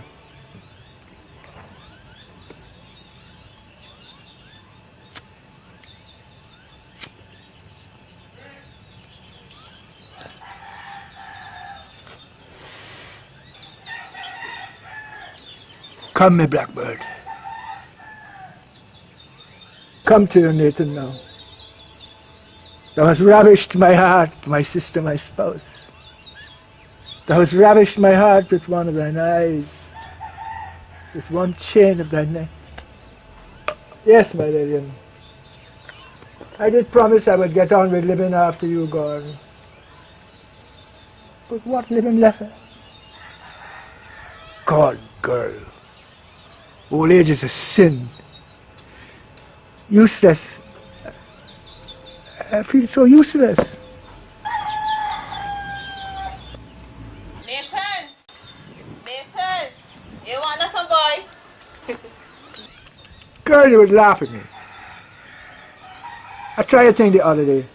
Essie, remember Essie? She comes over to help the little tea sometimes. Well, we go try a thing. I guess she take pity on an old dog like me. Girl, I couldn't make it. Useless. You see, when you're young and you feel that blunt force there between your legs like a center pole, it's as if your back straight, strong, erect. You feel your manliness, your spirit in that. And when that's gone, you feel panic because life deserts you. It's as if you trust your foot to find the earth there when you step. When you step and you find nothing, well, you know, it affects something fundamental, like a betrayal. And that is why I used to curl on myself when I come to you in latter times, and nothing but happen sometimes. And you would say, relax. Relax? I'm a lion without a roar, like a rotten twig. A woman could no fancy skirt in my face and leave me like an ice block,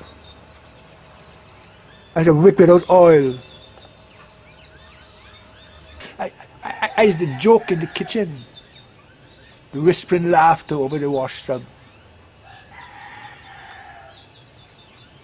How I go look a woman in the eye again, eh? How I go face another man toe to toe? Anyhow, I'm just a shaky old man with an orgy happening in my head. Only in my head, you know. You see, after Essie, I decided I'm killing out my showcase about this. If it's done, it's done. I have nothing more to prove at my age. One time I would have had 3 Essies and still hungry. But now I'm looking for other things in life and finding joy in some surprising places. I wish I knew that before.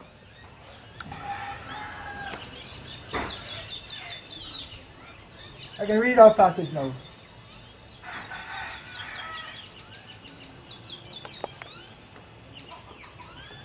You want all the music? Like when you're lying in bed with the rediffusion on, and the children sleeping, and the rain like pebbles on the galvanizing creep. I know. The music of the words is all you need.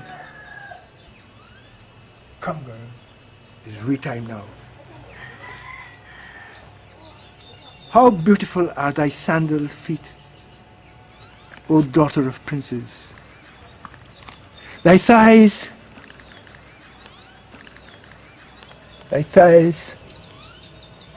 are like jewels, the work of a master craftsman. Thy navel is like a rounded goblet that wanteth not for wine. Thy belly is like a heap of wheat set about with lilies. Thy breasts are like 2 young deer that are twins. Amen. Amen. Stick and fire.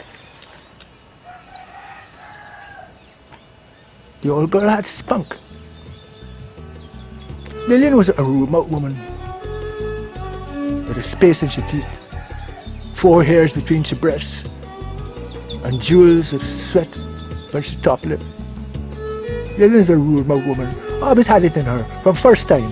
I find her one day a mermaid in a river. And she turned to me, no covering up, you know, just brazen so my Lillian, and said, close your mouth. What you staring at with your mouth all open so? You know I's a river mama, I would teeth your heart. And just so, she pledged she have mirror in her hand and she silver comb. That girl put laughter in my heart. And it's still there.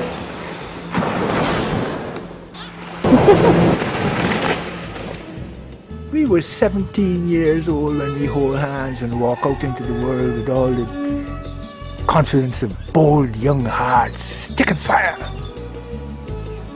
And so we go together, a partnership. She baking bread, I working on the waterfront with the union and thing, and he muster up to make ends meet.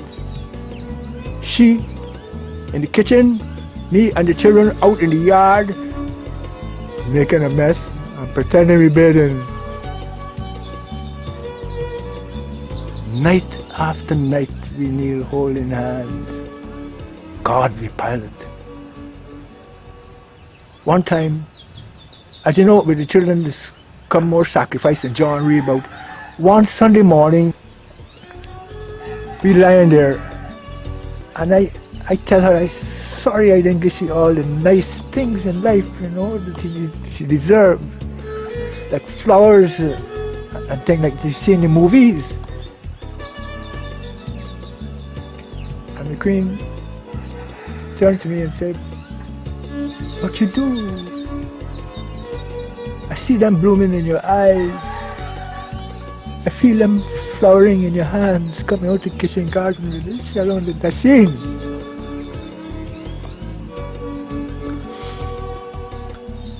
Lillian girl, I know you waiting there by the gate. The Nathan coming to you, girl. I coming to you direct.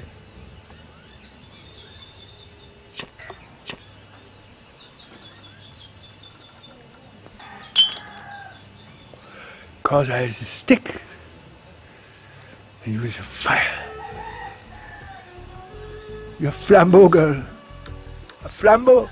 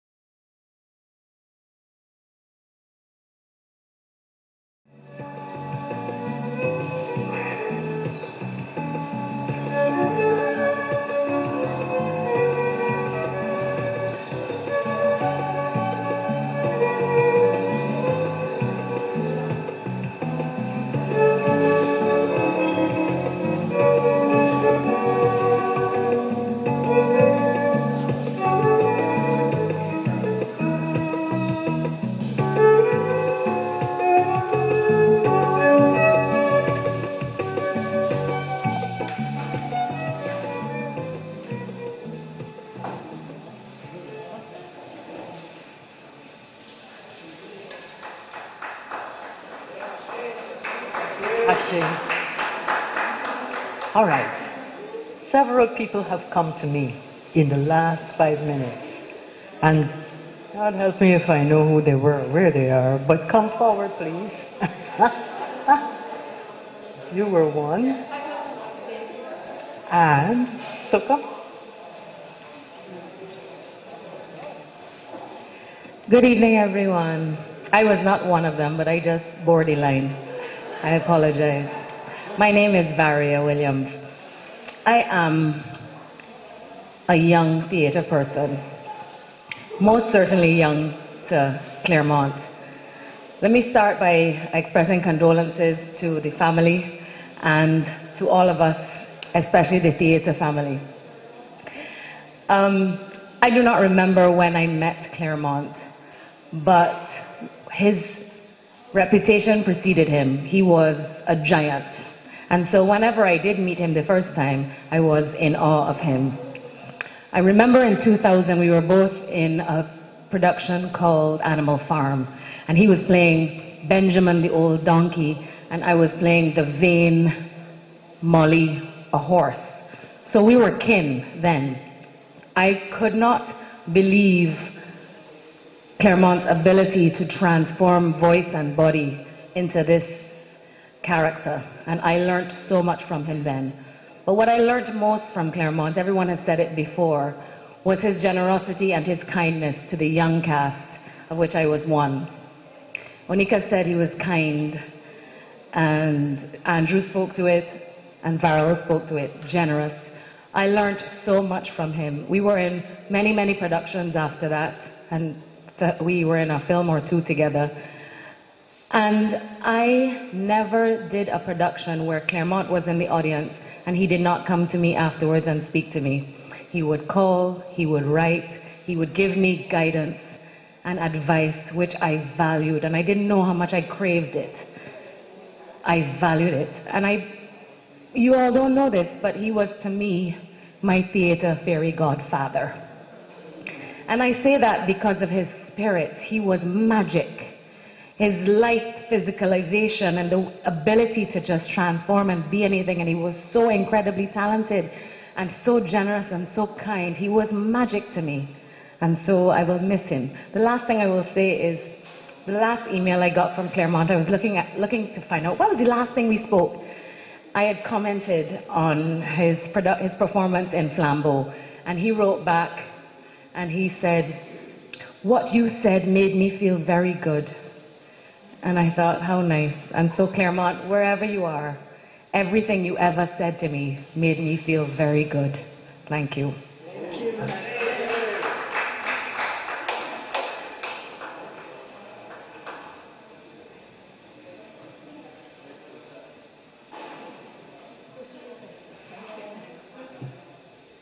Good evening, everyone. Let me immediately say thank you to everyone for being here. I'm getting to meet you. Some of you I've met prior to now. But, oh, by the way, sorry, my name is Jamala Fagan. I used to be a clerk and one of a twin, for those who picked up. I used to live here years ago. And I'm also supposed to be family to the Taitts from the Plain side. So they would know me better than I knew them. But being adopted by Barbadian parents, the Clarks, I was nothing like the family themselves. They were all doctors, and for those who were in the bank industry, I had no interest. I was known as a 4-year-old walking up behind a speaker. And I can't forget how my mother, who was a very shy person, Carmen Payne, well, Clark now, she was in awe and really couldn't believe what was happening before her eyes. She's contributing to the ice cream stall and seeing her daughter behind a speaker walking up. I mean, Calypso is Calypso, what are we to do with it? And my mother said no, immediately she's gonna have to do something about it. 2 things happened. She took me to Uncle Clairmonte, and she also enrolled me with her own, it was her intention at the time to let me go to NDTC, it is, the National Dance BTC here. Well, I went to NDTC in Jamaica as well, just to continue. But Clairmonte sat me down, realized I had a challenge. I was in a family who had absolutely no interest in the arts. And my twin and I liked the walking up, he liked the gymnastics. So what happened, he immediately introduced me to Clairmonte.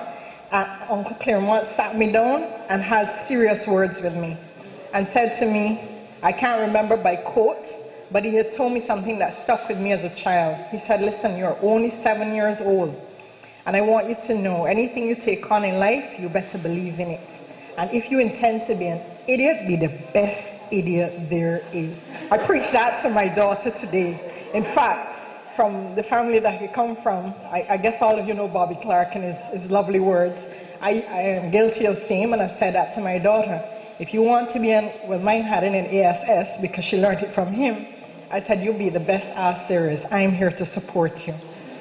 And to be honest with you, I took that message with me because I now had a different ability that I felt needed to be seen before a platform of people. As I got older and wiser and learned that the way to behave was not the way I did it, I became groomed. So ballet and contemporary dance became a part of my walking up activity. I took this with me eventually to Jamaica when I lived there for 23 years, I guess for those who are hearing the accent. And I could not get over the walk-up fraternity. I belonged to it. So here is Calypso going to Jamaica, which is all about the dancehall, the reggae, and here comes Jamala with Calypso. So yes, I joined, for those who know, the Byron Lee and the Dragonaires. I was their queen that used to do all their dances and created the arts in the dance. So every music tune that came from here in Trinidad, we had a dance for it. You can imagine, the only one we didn't create was Dollar Wine. So you can imagine Footsteps, Alison Hines, all of the music, we had a dance for it and it hit the road. So I was able to continue my creative calypso and influence that industry. We also did very well at getting the delivery of it because people still continue to celebrate it every year, even though we had a fight from the churches and stuff. And I will share with you, my daughter as well has taken this investment just the same, but in a professional manner. She today represented Barbados recently in the 2020 World Championships, and of which she's the recipient of gold, silver, and 2 bronze for Barbados. And again, this is in dance, modeling, and singing. All inspired, I must say, by our Honorable Clairmonte. Thank you. That's it to that. All right, Isil, in her message, talked a little bit about that extract we just watched a while ago from Man Talk Flambeau. And she said, the story of Flambeau was a foreshadowing in a way, because in that extract we saw an old man longing to be reunited with his dead wife. And Isil continues, even though you have left us, Clairmonte, you will be remembered as the quintessential actor whose talents honed in Guyana grew to maturity in Barbados. He was a man fully involved in the arts, and his legacy will live on. Now, Ashe. Donna, anyone else who wanted to come forward? Yes, of course. We don't have a lot of time left on our live stream, but we do have a lot of time left here. So, go right ahead. Thank you very much. To introduce myself, my name is Peter Haynes, Guyanese by birth, residing in Barbados. As a 15-year-old 6-footer, Clairmonte saw me and decided I was wasting my athletic talent by not playing basketball. For those of you who don't know, Clairmonte was one of the pioneers of basketball in British Guyana. Basketball started in Murray Street there at the Taitt's house, where they put backboard against the sapodilla tree. And from there, we moved on to Burnham Court. You're in different divisions, obviously, because of age groups. As a Queen's College student as well, we shared more interest in athletics. But then, lastly, our association, I like Hugh Chumley, Clairmonte, Carlton James, Ron Sanders came after. We all started at Radio Demerara. And when the GBS was formed, we were drawn into that establishment to portray good broadcasting. But one last thing I'd like to mention about, I'll never forget with Clairmonte. When I was hired by Ron Sanders, he was the GM at the time, not hired by him, he was GM. He said, Peter, he hired me as a sports producer. And I enjoyed producing and writing. And he saw me one day say, why aren't you reading the news? I said, you hired me as a producer, not as a newsreader. He said, I want you to read the news. I said, okay, fine. Clairmonte did the morning show. And my first morning, hit the studio, and I started up. Well, he left the studio and went outside for a smoke. And I started up, because I had so much news to put in 10 minutes. So I went at the speed. Next I saw Clairmonte walk into the studio, turn off the mic. Slow down, young man, slow down. And that I would never forget with Clairmonte. Thank you. Thank you too. Thank you too. I'm going to close for the live stream audience. Okay, right now I just need to do the closing for the live stream audience. So I'm going to ask.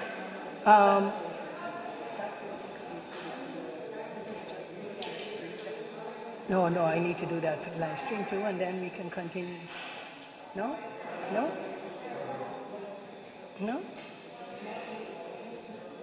Okay, I'm going to ask that everybody, those of you who have brought a candle or a flower, to come and place the flower or the candle on the table. And if it's a candle, then can you please light the candle on the table? Those of you who don't have a candle, there are a bunch of tea light candles on the table in the front. If you'd like to get one and bring it and light it in memory of Clairmonte. To our live stream audience, thank you very much for joining us.